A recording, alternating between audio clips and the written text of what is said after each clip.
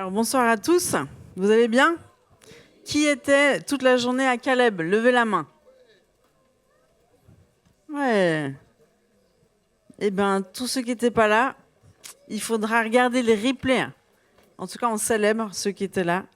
C'est un sujet très important qui nous concerne tous. Donc les enfants, ils sont à full pack, c'est bon? Ah là là là là. Donc, vous savez, quand vous venez dans cette église, on ne vous caresse pas toujours dans le sens du poil, vous avez remarqué? Oui. Mais par contre, on vous propulse dans votre destinée. Mais il y a le poids de la poussée. C'est pas toujours agréable de se faire pousser dans sa destinée, ou pousser dans ses retranchements, ou pousser à bout pour qu'on puisse découvrir qu'on ne peut plus s'en sortir tout seul maintenant. Ça suffit. C'est fini le temps de l'indépendance, c'est fini le temps où on pense pouvoir se débrouiller toute seule, où on croit au mensonge qu'on doit se débrouiller tout seul et qu'on peut faire confiance à personne.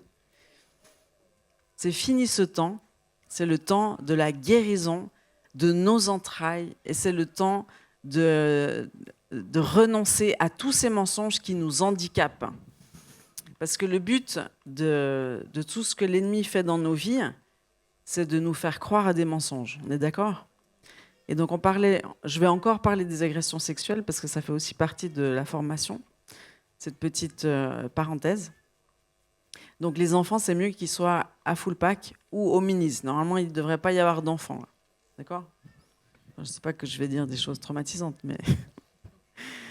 mais on s'occupe de chacun de vos enfants et on a tous les âges. C'est merveilleux. Donc,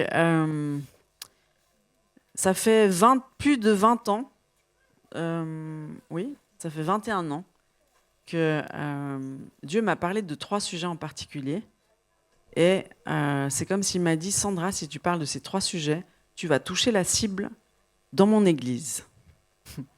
Et donc ces sujets, c'est le pardon, c'est la sexualité et c'est la délivrance. Donc c'est les sujets qu'on porte avec Ésaïe 61 et qui sont une grande source de guérison du cœur et de délivrance.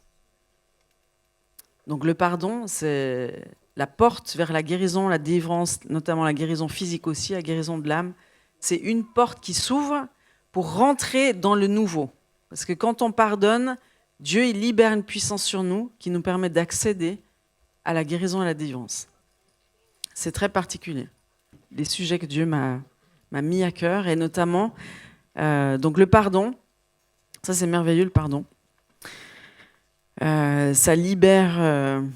c'est la première étape vers la guérison et la délivrance. Mais après, on s'aperçoit en fait que quand l'ennemi l'œuvre dans nos vies, quand il nous offense, quand il nous traumatise, eh ben, il va nous offenser. Donc, il faut pardonner pour purifier notre cœur et qu'il reste souple pour l'amour de Dieu, parce qu'on a été créé pour être aimé et pour aimer. Et si notre cœur, il reste pas tendre, l'ennemi l'a gagné sur nos vies. Quand tu commences à avoir le cœur dur, t'es cuit. Cuit et recuit. Dis à ton voisin, cuit. T'es cuit. Pardonner, c'est une grâce que tu fais à ton cœur pour qu'il puisse continuer de vivre et de battre au même rythme que les battements du cœur du Père. D'accord ? Et donc, il y a une chose qui vient après le pardon, parce qu'il est nécessaire mais pas suffisant, c'est qu'il faut traiter le mensonge. Quand tu as été agressé sexuellement dans l'enfance, tu n'as rien demandé, tout d'un coup, tu te sens coupable alors que tu es totalement innocent. Parce que je tiens à dire, c'est important que vous l'entendiez, un enfant n'est jamais consentant. Et ce n'est pas parce qu'il n'arrive pas à dire non qu'il l'est. Il n'est jamais consentant. Compris ? Donc, le problème, le plus grand des problèmes, c'est ce qui vient sur le traumatisme, c'est-à-dire le mensonge que l'ennemi va planter à travers le traumatisme et à travers des agressions sexuelles. Le type de mensonge qui vient, c'est « tu n'as aucune valeur », parce qu'on peut t'utiliser comme ça, piétiner ton jardin secret, parce que c'est ça une agression sexuelle. C'est quelqu'un qui vient piétiner ton jardin secret, luxuriant, magnifique, tellement précieux, avec des roses tellement sensibles, belles, précieuses, délicates, je ne sais pas comment dire. Une agression sexuelle, c'est quelqu'un qui vient, il passe par-dessus la barrière, il piétine ton jardin. Ça, c'est inadmissible. Et donc, il va te faire croire au mensonge, cet agresseur ou cette agression plutôt, que ton jardin n'a pas de valeur, parce qu'il peut être piétiné. Un autre mensonge qui vient, c'est « je ne peux compter sur personne et dorénavant, je devrais me débrouiller tout seul dans ma vie ». Mais ça, c'est extrêmement dommageable, parce que si dans la vie, tu dois compter que sur toi-même, ça veut dire que tu ne peux plus compter sur tes parents et tu ne peux plus compter sur Dieu. Ou tu ne pourras pas compter sur Dieu. Donc après, ça te pose toutes sortes de problèmes quand tu es chrétien, dans la vie chrétienne, tu as découvert Jésus. C'était un moment comme ça, mais ces mensonges perdurent et demeurent. Donc quand tu traites les agressions sexuelles qui sont fondatrices dans ta vie, parce qu'elles vont te construire, et notamment au niveau de ton identité, ça va parler sur toi. Si tu as été agressé par le même sexe que toi, ça va créer une empreinte sur toi et ça va te faire croire que tu dois t'attacher au même sexe que toi. Donc, il y a plein d'explications dans les agressions sexuelles. Plein. Il y a plein de perversions qui viennent parce qu'il y a eu une empreinte. C'est tellement puissant, la sexualité, les amis. C'est le cœur de Dieu, c'est l'intimité. Connaître Dieu, c'est le même mot qui est utilisé entre les relations intimes de Adam et Ève, mais pas le même mot utilisé entre l'adultère de David et Bathsheba. Pas le même mot. C'est une intimité pure dans le cadre du mariage qui ne l'est pas quand ce n'est pas le cadre du mariage. Et c'est le même mot utilisé quand on dit connaître Dieu. Donc la sexualité nous connecte au divin. C'est pour ça que la sexualité est une adoration. C'est pour ça qu'une agression sexuelle est très grave. Violer quelqu'un, c'est hyper grave. C'est briser son identité, piétiner son intimité qui va affecter toute sa vie. Parce que ça va venir affecter son intimité avec son mari, sa femme. Ça va venir affecter ses relations, son regard sur elle-même, sa relation à son corps. C'est hyper grave. Mais si toi, on t'a appris que tu étais une chose qu'on pouvait utiliser, tu vas utiliser les autres comme une chose. Donc, s'il y a un sujet à aborder dans l'Église, les amis, c'est bien celui-là. Et donc, je ne sais pas si vous connaissez beaucoup d'églises qui en parlent. Oui, non? Vous avez le droit de parler. Là, à la seconde qui vient. Non. Pourtant, si la sexualité est une adoration, il y a un endroit où il faut absolument en parler et en parler de manière adéquate, pure, sainte, droite, juste. C'est dans l'Église. Mais pour en parler, il faut avoir l'autorité d'en parler. Moi, je dis souvent, à chaque fois que je prêche, je suis testée sur le sujet de ma prédication. Parce que si je vois... Oui, tu trouves que c'est cool ? Oui, c'est cool. C'est cool, mais c'est pas drôle d'être testé. Donc, tu sais, moi, j'ai pas envie de prêcher tous les samedis, je vous dis juste. Mais pourtant, ça arrive de plus en plus. Tu voulais t'exprimer, Julien Dubé? Ah, c'est pour ça, d'accord, ok, je comprends. Non, mais là, je parle. Ce que j'aimerais dire, c'est que tu peux pas prêcher n'importe quoi à l'église. Parce que non seulement tu seras jugé plus durement que les autres, mais ça veut dire que tu es testé par la parole que tu déclares. Ben, c'est comme si... Et puis j'ai vraiment aimé, j'aimerais juste faire une petite parenthèse, pour honorer tous les héros de guerre qui sont intervenus aujourd'hui. Parce que c'est comme ça que je les appelle, des héros de guerre. Julien Duby, héros de guerre. On peut l'applaudir. Héros de guerre. Vous vous rendez pas compte les combats et les batailles qu'il a gagnés pour que nous soyons là aujourd'hui. Éric et Michael, des héros de guerre. Héros de guerre phénoménal. Ils ont ramé, ils ont persévéré, ils se sont battus pour que toute leur famille rentre dans l'héritage. Et puis Matthieu et bien sûr Aurélie, sa partenaire fidèle, des héros de guerre, héros de guerre. Sous mes yeux, aujourd'hui, non, moi je suis appelée à révéler les héros de guerre. Révéler les héros de guerre, ou les accompagner jusqu'au bout de leur victoire. Parce que, je ne sais pas si vous vous rendez compte, hein, mais pour arriver à peaufiner un ministère, Dieu, ça lui prend des années. Des années, des années. Donc quand je vois sous mes yeux des trésors comme finis, qui brillent, je suis là, mais waouh, il faut le temps de célébrer. Parce qu'on est tous des diamants bruts à l'origine. Ouais. Mais je pleure pas. On est tous des diamants bruts, les amis. Et moi, je suis dans le processus de peaufinage des diamants. Ouais, c'est toujours... ça t'humilie un peu hein, quand on t'amène des Kleenex. Hein, Mathieu? Toi, tu sais. Mais...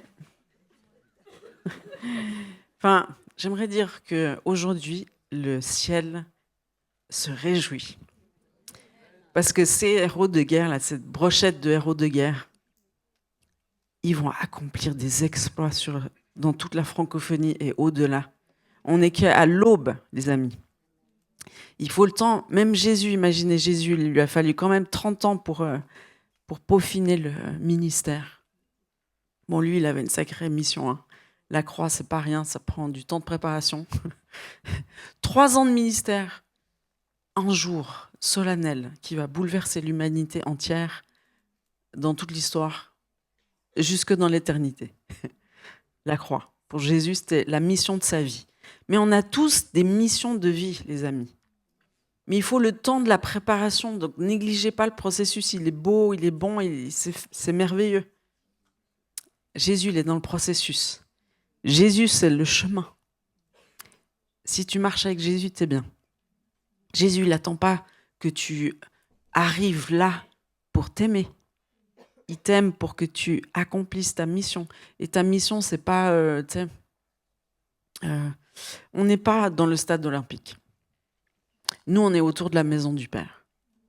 Et c'est le Père qui nous peaufine, qui nous parle, qui nous coach. Parce que le Père, tu sais, il a une grande mission pour nous. Il a une grande moisson pour nous qui attend.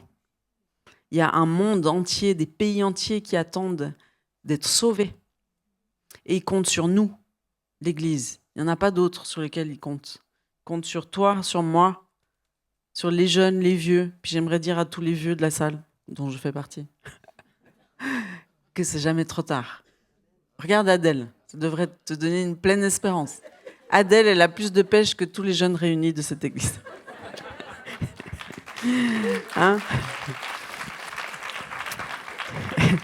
Adèle, elle disait, alors le 23 août, j'ai pas vraiment eu le temps d'aller au stand. Je devais prier pour tous ceux qui venaient vers moi. Prier. Hein, Adèle, puis à la fin de la journée, tu es là. Wouah! Ça, c'est merveilleux. Donc, les mensonges. Vous vous rappelez ce que je vous disais? Si tu crois aux mensonges que tu n'as pas de valeur, comment tu vas devenir ce héros de guerre auquel Dieu t'appelle? Que Dieu t'appelle à être. Donc les mensonges, il faut les traiter, absolument. Et puis comment on traite un mensonge? D'abord on pardonne, première étape. Après on renonce au mensonge. Et puis on laisse Jésus nous dire la vérité. Et c'est le Père qui va te dire qui tu es. L'ennemi s'est débrouillé pour venir briser ton identité. Et il l'a fait à travers la sexualité, les amis. Parce que c'est très connecté. Mais si tu demandes au Père qui tu es, il va te dire qui tu es. Et c'est sa parole qui prime, aucune autre. Parce que toute ta vie, on a pu dire peut-être tu vaux rien, t'es nul, t'es moche, jamais tu vas trouver de mari, jamais tu vas trouver de femme. Tout ce que tu touches est un échec. Peut-être qu'on t'a dit ça toute ta vie. Ou peut-être qu'on t'a tellement rien dit que tu as l'impression d'être rien. Parce que tu as l'abus et tu as la négligence, mais l'un ou l'autre se valent.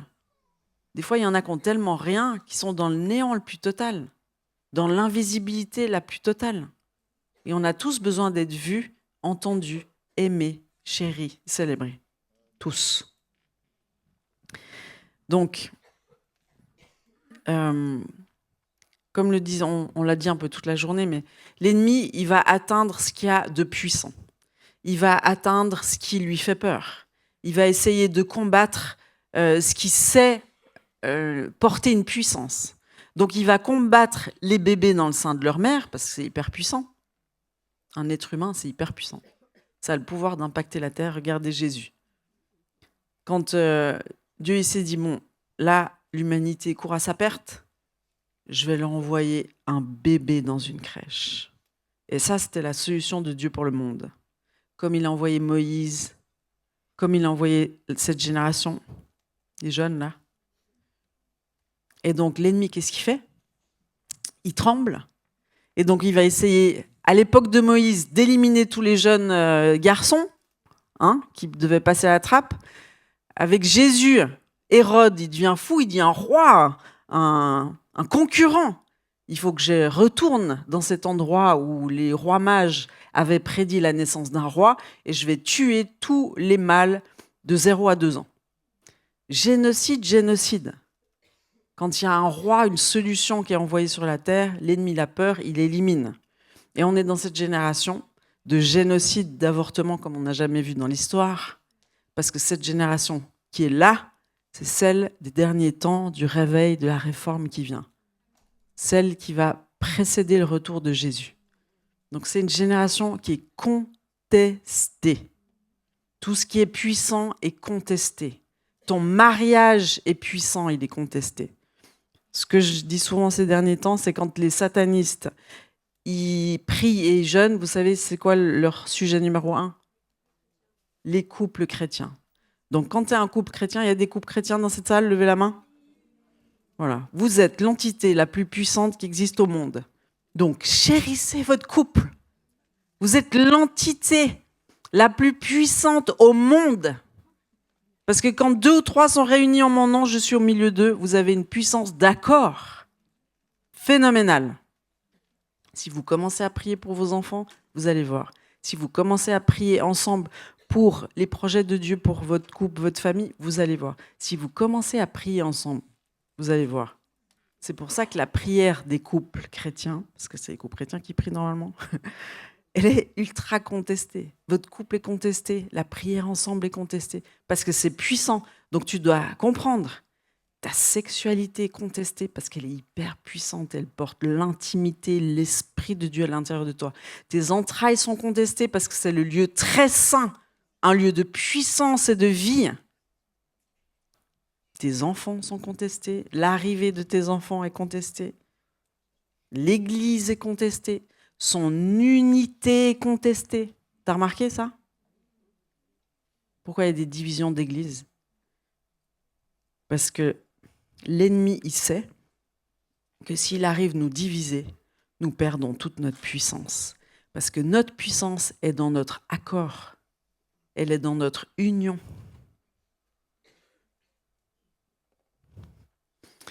Il va dire, Jésus, il va répondre aux pharisiens, il va leur dire dans Matthieu 12, versets 24 à 26, alors je vous donne le contexte. Les pharisiens, ayant entendu cela, dirent « Cet homme ne chasse les démons que par Belzébul, prince des démons. » Et comme Jésus connaissait leurs pensées, il leur dit « Tout royaume divisé contre lui-même est dévasté, et toute ville ou maison divisée contre elle-même ne peut subsister. Si Satan chasse Satan, il est divisé contre lui-même. Comment donc son royaume subsistera-t-il » Donc ça, c'est un principe fondamental. Donc l'ennemi, il s'appelle le diviseur. Il divise, il envoie Jézabel et ses troupes pour diviser son église, pour qu'on perde notre puissance, pour diviser les couples, pour diviser les familles, pour diviser les entreprises, diviser. Donc, moi, j'ai une révélation à un moment donné, c'était pendant une activation de Ésaïe 61 à pratique, où on vit des choses extraordinairement puissantes, n'est-ce pas? Oui. C'est fantastique ce que Dieu fait. Mais à un moment donné, je parlais des agressions sexuelles et tout d'un coup, ça m'est venu comme une évidence où Dieu me montrait, il m'a dit, tu sais quoi? Les agressions sexuelles, l'ennemi les envoie sur les enfants pour les séparer de leurs parents. Les agressions sexuelles divisent les parents des enfants, donc détruisent les familles. L'avortement aussi, ça fait exactement la même chose. Tu vois, les enfants survivants, là, qui ont eu un frère ou une sœur avorté, ils se disent, c'est peut-être moi le prochain. Je ne peux pas faire confiance à mes parents. Parce qu'ils l'ont fait avec un de mes frères ou un de mes sœurs, ils peuvent le faire avec moi. Donc, je n'ai pas le droit de vivre. J'ai des angoisses existentielles. Je suis sûre de rien, je peux compter que sur moi-même. Et dans les agressions sexuelles, alors des fois, tu as la mère témoin, ou le père agresseur, bon ça c'est quand c'est de l'inceste, mais ça peut être l'oncle agresseur, l'ami de la famille agresseur, l'invité, l'ami du frère agresseur. Mais au final, quand on est agressé, on en veut à nos parents parce que la mère n'a pas discerné le problème alors qu'elle l'aurait dû, c'était son rôle. Le père ne m'a pas protégée et c'était son rôle aussi. Et je me suis retrouvée abandonnée. Donc, on en veut plus à nos parents, et c'est ça le drame, qu'à l'agresseur. Et si l'agresseur, c'est le père, par exemple, ça arrive souvent, eh ben, on en veut plus à la mère qui était témoin qu'au père, l'agresseur. Parce que la mère, elle devait protéger, la mère, elle devait discerner, la mère, elle devait avoir des yeux pour voir. Mais souvent, comme ça arrive dans cette famille, ça veut dire que les parents ont été agressés sexuellement, que les grands-parents ont été agressés sexuellement. Donc, ils sont tellement centrés sur eux-mêmes, s'ils n'ont pas guéri de ça, ils sont incapables de voir le besoin chez l'autre. Tu vois ? Quand tu es trop préoccupé par tes propres problèmes et que tu n'as pas réglé ta vie, tu es incapable d'avoir un regard pour l'autre. Ou alors, tu es en hyper-vigilance, donc tu peux faire hyper attention, être hyper... Mais ça arrive quand même parce que c'est un héritage. Donc la vigilance ne suffit pas à protéger.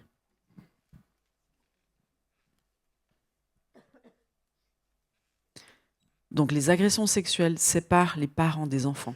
Et ça, c'est dramatique, parce que ça détruit les familles.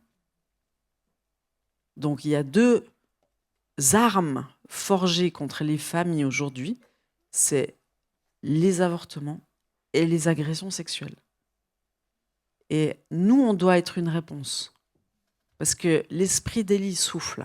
Il souffle, l'esprit d'Élie. On est dans les derniers temps, il souffle.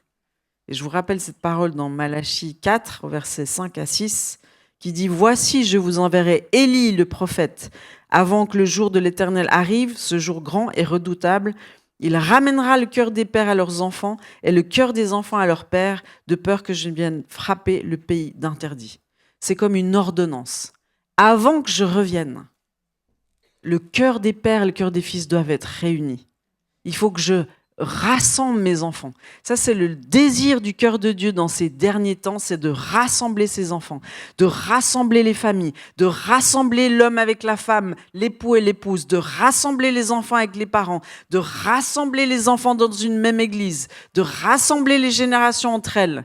Et ça, Joël le décrit très bien. Il dit, je déverserai mon esprit sur les personnes âgées, les jeunes, les hommes, les femmes, sur tous, parce que Jésus, il veut une famille, unie. Donc l'esprit d'Élie, c'est le même. Hein. Donc c'est Élie le prophète, vous connaissez son histoire, j'espère.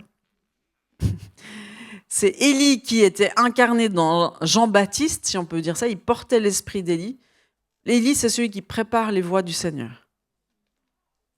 Donc Élie, qui n'est pas mort, je vous le rappelle, vous vous rappelez, il a été embarqué dans un chariot de feu sous les yeux d'Élisée.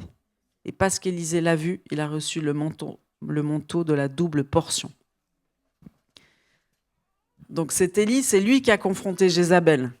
Élie confronte la division parce que Jézabel incarne la division, Élie incarne la réconciliation. C'est pour ça qu'on parle de l'esprit d'Élie quand on parle de ramener le cœur des pères vers les fils et le cœur des fils vers les pères. C'est l'esprit d'Élie qui fait ça. Et l'esprit d'Élie souffle sur son église. parce qu'on doit rentrer dans cette dimension. C'est ce qu'on fait à travers le parcours d'adoption. Je ne sais pas s'il y en a qui font le parcours d'adoption. C'est ce qu'il produit.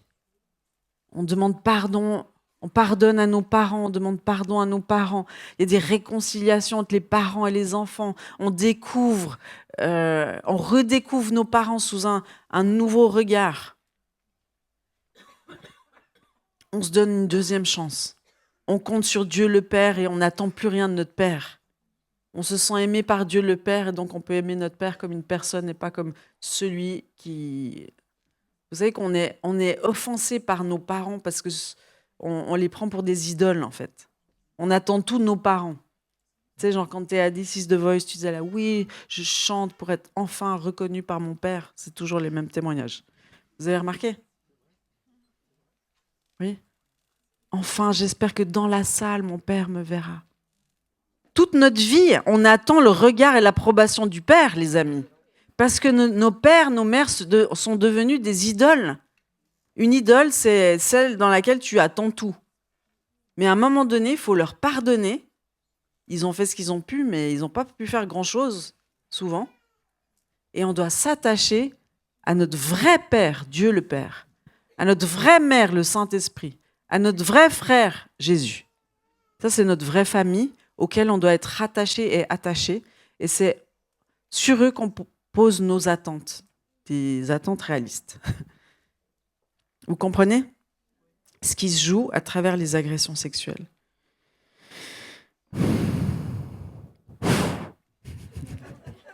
J'entends que ça fait... Donc, les agressions sexuelles, elles ont comme objectif de diviser. Donc, non seulement elles divisent la famille, mais elles divisent notre être. Parce qu'il y a, comme j'ai expliqué cet après-midi, quand on est agressé sexuellement, on va se dissocier. C'est un mécanisme de défense naturel. Pour survivre, on va se dissocier. Donc après, on est fragmenté. On est plusieurs personnalités. Puis ça, on ne peut pas accomplir on peut pas accomplir pleinement la mission que Dieu nous donne en étant dissocié. C'est pour ça que dans Ésaïe 61, une des premières choses que Jésus fait, c'est « Je suis venu pour guérir les cœurs brisés » ou les cœurs fragmentés. C'est ça que ça produit. Et puis, c'est intéressant de savoir, c'est pour ça qu'il y a 2-3 éléments de psychologie qui sont bien de savoir, concernant les agressions sexuelles, c'est que, et c'est pour ça que ça explique beaucoup de choses en fait. Quelqu'un qui a été agressé sexuellement, je ne sais pas si vous avez remarqué, mais il est souvent agressé plusieurs fois par le même agresseur. Oui, on dit, cette fille, elle a été agressée de tel âge à tel âge par son père. Et puis en fait, c'est comme si l'agression sexuelle te met un joug sur toi qui fait que tu deviens un peu l'esclave de ton bourreau. Et tout d'un coup, tu deviens cet esclave contrôlable, manipulable. Et c'est parce que dans la relation sexuelle, il y a des choses qui se passent. C'est des liens d'âme, c'est un transfert d'esprit, c'est une communication de plein de choses, en fait. Le corps, l'âme et l'esprit sont mêlés. C'est pour ça que la parole de Dieu, elle dit, si tu as des relations sexuelles avec quelqu'un, tu deviens une seule chair. Donc, ce n'est pas une mince affaire. Et puis, quand on sait qu'on a été créé esprit, qu'on a une âme et qu'on vit dans un corps, eh ben, c'est tout mêlé. Et le monde te dit, bah oui, fais ce que tu veux, à qui tu veux, c'est cool. Non, mais là, tu es en train de donner ton être à plein de gens, puis après, tu sais plus qui tu es, c'est la confusion générale. Ça atteint ton identité. Quand ta sexualité n'est pas alignée, ça vient pervertir qui Dieu a dit que tu étais. Ça touche ton identité. Et l'identité, c'est le socle de notre vie. Parce que Dieu ne s'intéresse pas à ce qu'on fait, il s'intéresse à qui on est. Il s'intéresse à notre être. Et vous rappelez, tout ce qui est puissant est contesté. Donc c'est notre être qui est contesté, notre identité. Et donc notre sexualité contestée. D'accord ? Donc, achetez le replay de cette formation Caleb Basique. Vous avez des enseignements qui valent de l'or et dont la nouveauté, c'est Matthew Hoffman concernant la pornographie, hyper fort. Là. Ça va vous décoiffer et surtout vous libérer de ce joug dont personne ne parle, mais que tout le monde consomme. Donc si j'en reviens à ça, quand je vous disais qu'on est testé dans notre autorité ou dans ce qu'on dit, pourquoi, quand on sait que la pornographie, ça détruit des vies, et celle des enfants premièrement, ça détruit l'amour, ça détruit les relations sexuelles entre les hommes et les femmes. Maintenant, genre, on dirait que c'est les robots qui vont prendre le relais. Mais ce que je veux dire, c'est que... Je sais plus ce que je voulais dire. Mathieu. La pornographie, elle est là pour vous détruire. Ah oui, je sais très bien ce que je veux dire. On pourrait se dire, c'est une telle plaie. Le Covid-19, c'est du rien du tout en comparaison à la plaie de la pornographie, à l'épidémie de la pornographie. Je pourrais même dire au génocide de la pornographie. C'est rien du tout. Et pourtant, c'est partout, partout, partout, partout. Sur tous les écrans, partout dans toutes les sociétés, dans toutes les couches de la population, partout, partout, partout. Mais qui autorise ça? Comment c'est possible que personne, qu'il n'y a pas plus de monde qui se bat à la contre quand on sait que ça détruit des vies, que c'est une drogue ultra addictive en comparaison à l'héroïne? Tu sais pourquoi? Parce que tout le monde en consomme.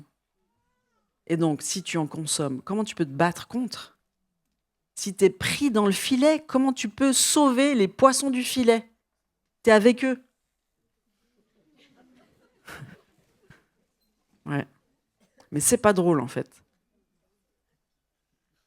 Parce que moi, quand j'ai commencé à m'intéresser sur le sujet, enfin, forcé par Dieu, j'ai regardé un peu les statistiques et j'ai découvert qu'il n'y avait aucune différence entre les non-chrétiens et les chrétiens concernant la consommation de la pornographie, ni avec les musulmans. Genre, la religion ne faisait aucune différence.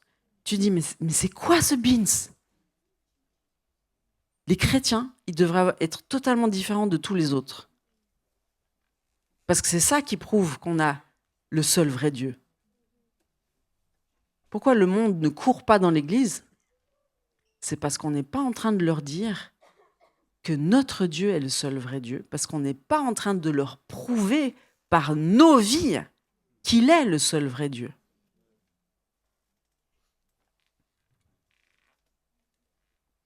Donc la pornographie, c'est un sacré ennemi, c'est un molosse, les amis. Vous avez besoin d'en être délivré. Je le dénonce là. Tu ne peux pas continuer à être chrétien. En fait, tu ne peux même pas être chrétien si tu es embourbé dans la pornographie. Tu sais pourquoi? Parce que dès que tu es dans l'intimité avec Dieu, tu es condamné par l'ennemi. Et si tu n'as pas d'intimité avec Dieu, il n'y a pas de vie chrétienne sans intimité avec Dieu. Tu vois pourquoi l'intimité est si importante? Tout ce que Dieu donne est dans l'intimité. Tout est à propos de l'intimité.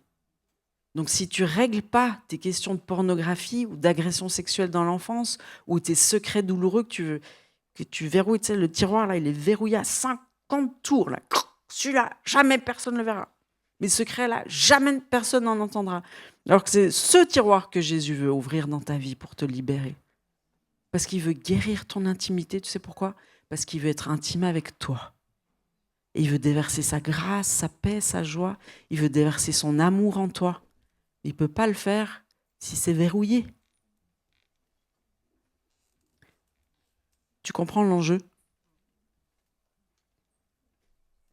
Tu vas acheter la formation? Enfin, autant la procurer d'une manière ou d'une autre. C'est cette formation-là.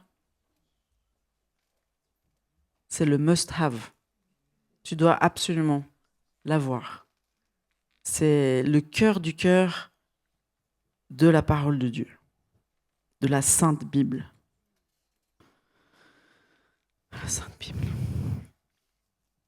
Donc, si l'ennemi déverse ses poubelles d'impureté sexuelle sur le monde, c'est pour mieux le contrôler, c'est pour diviser la famille.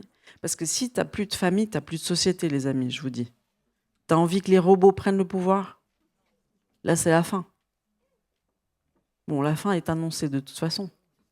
Mais je veux dire, l'espérance, c'est qu'il y a une épouse qui se lève.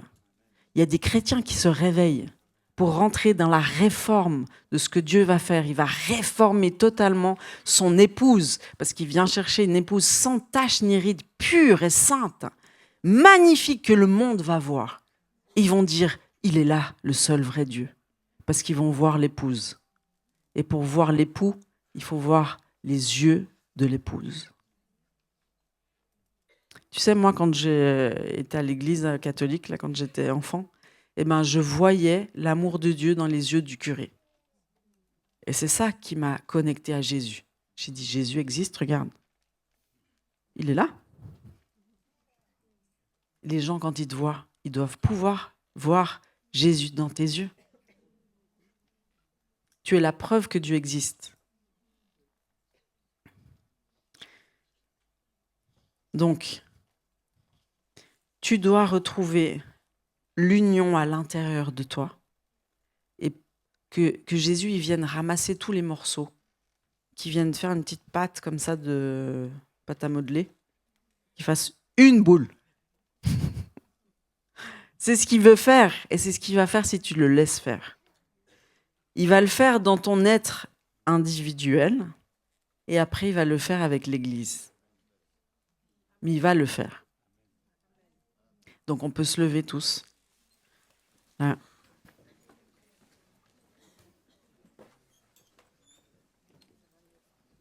Et tu sais, quand tu découvres en fait que tes parents qui t'ont pas protégé des agressions sexuelles ont eux-mêmes été agressés, parce que c'est toujours le cas, et tu as plus de compassion et tout d'un coup tu te dis, le vrai ennemi, c'est pas mes parents qui m'ont pas protégé. Le vrai ennemi, c'est l'ennemi qui est venu massacrer une génération après l'autre, après l'autre, après l'autre. Et maintenant, on va se lever et on va commencer à réaliser qui est notre vrai ennemi. On va pardonner à nos parents.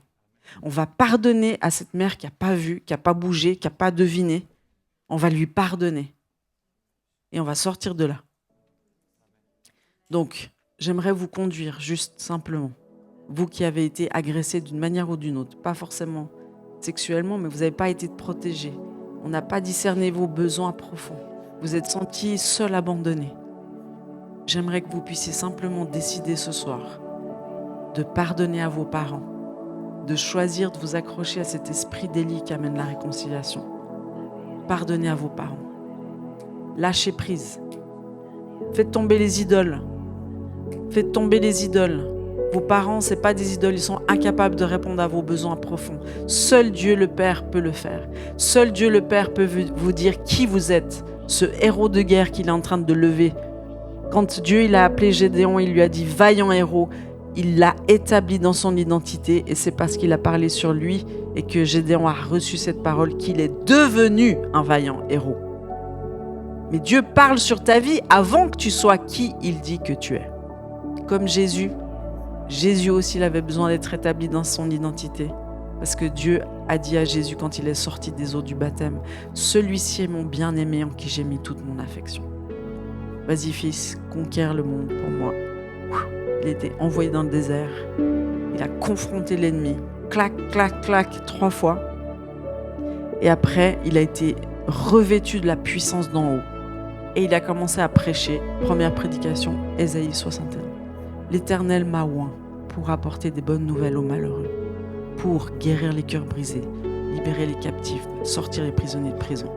C'est ce que Jésus fait aujourd'hui encore. Il guérit les cœurs brisés. Il libère les captifs. Il sort les prisonniers de prison. Il le fait encore aujourd'hui parce qu'il a une mission pour toi. Il veut faire de ta misère ton ministère.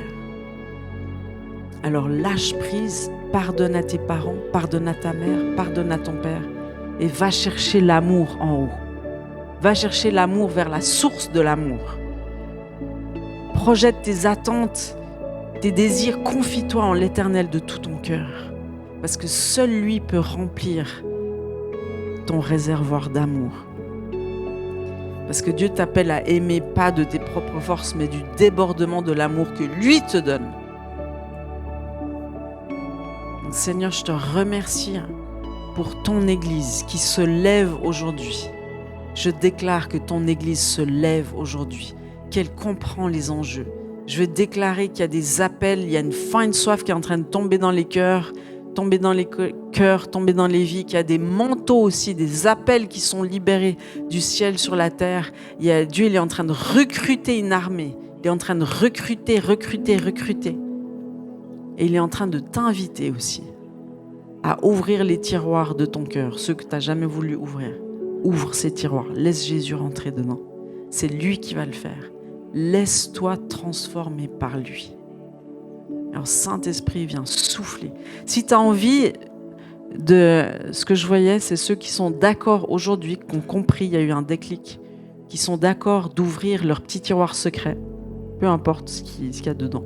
Mais vous pouvez venir devant comme un acte prophétique où vous manifestez à Dieu qui peut venir, qui peut rentrer dans ces tiroirs secrets. Venez devant, vous mettez simplement à genoux et c'est une déclaration. Vous dites, Jésus, tu peux rentrer dans mes tiroirs secrets, viens les remplir de ta vie, viens les remplir de ta pureté, viens les remplir d'espérance, viens les remplir de joie, viens les remplir de ta vie, viens remplir tous ces tiroirs secrets. Aujourd'hui, je choisis de te les ouvrir à toi, pas à n'importe qui, au Sauveur du monde, à celui qui a donné sa vie pour vous, à celui qui a saigné pour vous, à celui qui a souffert pour vous, à celui qui a été angoissé jusqu'à la mort pour vous. C'est pour vous qu'il a payé le prix à la croix. C'est pour que vous puissiez être restaurés, guéris, totalement. Donc Seigneur, je te remercie pour tous ces petits tiroirs qui s'ouvrent. Je te remercie Seigneur pour tous ces petits tiroirs qui s'ouvrent. Je te remercie Seigneur pour ta bonté, pour ta lumière, pour ta grâce qui est en train de couler dans tous ces petits tiroirs que tu es en train de restaurer, guérir. Je te remercie Seigneur parce que même si on te donne une petite fissure, une petite porte ouverte, tu la prends et dans ta grâce, tu viens illuminer tout notre être. Merci Seigneur parce que tu viens rentrer dans ces petits tiroirs secrets. Parce que tu viens empuissancer toutes ces vies. Tu viens réconcilier toutes ces vies avec toi, Seigneur. Tu viens leur dire que tu as payé le prix pour être intime avec eux. Tu as payé le prix pour pouvoir communier avec eux, pour pouvoir parler de tout, de ton cœur. Seigneur, merci pour cette œuvre profonde que tu es en train de faire ce soir. Merci parce que tu rentres dans les profondeurs et tu viens tout alléger. Tu viens tout transformer. Tu dis dans ta parole, venez à moi, vous tous qui êtes chargés, qui êtes fatigués, et je vous donnerai du repos. Mon fardeau, il est doux et léger. Mon fardeau, c'est comme mon empreinte d'amour sur vous. Mon fardeau, il est doux et léger. Merci Jésus, parce qu'il n'y a personne qui est comme toi. Toi seul est digne. Toi seul est digne de notre intimité profonde. Toi seul est digne de notre amour entier et radical. Toi seul est digne qu'on puisse t'ouvrir nos tiroirs les plus secrets. Toi seul est digne. Et toi seul est capable de transformer le mal en bien. Et c'est ce qu'il fait dans tout le livre d'Ésaïe. Je vais le lire et je vais le déclarer sur vous. Ésaïe 61, l'Esprit du Seigneur l'Éternel est sur moi, car l'Éternel m'a oint pour porter de bonnes nouvelles aux malheureux.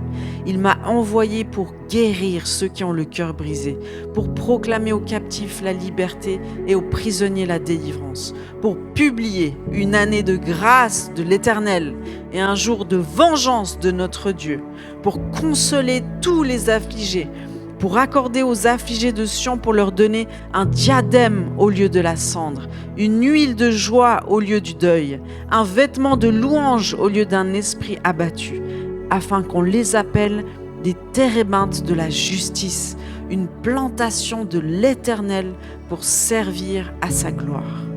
Je déclare que vous servez à sa gloire. Vous servez à sa gloire. Vous servez à sa gloire. Le Seigneur va vous utiliser. Il va vous transformer. Il va vous peaufiner comme ces héros de guerre que je vous ai présentés aujourd'hui. Il va frotter toutes les scories. Il va poncer le diamant. Il va nettoyer, il va purifier avec son sang, qui est le produit le plus efficace pour nettoyer qui existe au monde, le sang de Jésus. Et il va vous faire briller pour que le monde voit les trésors du ciel révélés par le Père, ses fils et ses filles qui sont révélés dans un temps comme celui-ci. Parce que la création tout entière soupire après la révélation des fils et des filles de Dieu. Donc que l'Éternel vous marque, tous ceux qui sont à genoux là, que l'Éternel vous marque avec son sang, que l'Éternel vous marque avec le sceau du Saint-Esprit, que l'Éternel vous utilise puissamment pour sa gloire. Et je déclare qu'il y ait des manteaux de pureté qui descendent sur chacun de vous là. Des manteaux de pureté et de lumière, des manteaux de pureté et de lumière qui descendent sur chacun d'entre vous. Des manteaux de pureté et de lumière qui descendent sur vous. Des manteaux de pureté et de lumière qui descendent sur vous. Dans le nom de Jésus. Merci Seigneur pour ton œuvre merveilleuse. Merci Seigneur pour l'espérance que tu nous donnes aujourd'hui d'un avenir glorieux avec toi Jésus. Merci Seigneur parce que tu amènes chaque personne ici dans le repos de ta présence. Et je te demande Seigneur une nuit où ils vont dormir comme des bébés, où tu vas les envelopper comme dans des langes, comme un bébé qu'on met dans une mangeoire. Mais c'est hyper doux parce que c'est le Saint-Esprit, les langes qui vous entourent, ces rubans qui vous entourent. Et je veux déclarer que vous êtes mis que vous êtes emmaillotés comme dans un cocon de paix pendant les jours qui viennent. On prend soin de vous. Le Saint-Esprit prend soin de vous. C'est la mère la plus extraordinaire qui existe au monde, le Saint-Esprit. Seigneur, merci pour ton œuvre. Merci pour ton œuvre profonde dans les cœurs. Merci Seigneur pour l'Esprit d'Élie qui souffle au milieu de nous et qui ne s'arrêtera jamais de souffler jusqu'à ton retour, Seigneur. Merci parce que tu tournes le cœur des pères vers les fils, tu tournes le cœur des fils vers les pères. C'est ton œuvre, Jésus. C'est ton trésor, c'est ton or que tu fais couler du ciel sur la terre, au milieu de nous. Alléluia. Merci Seigneur.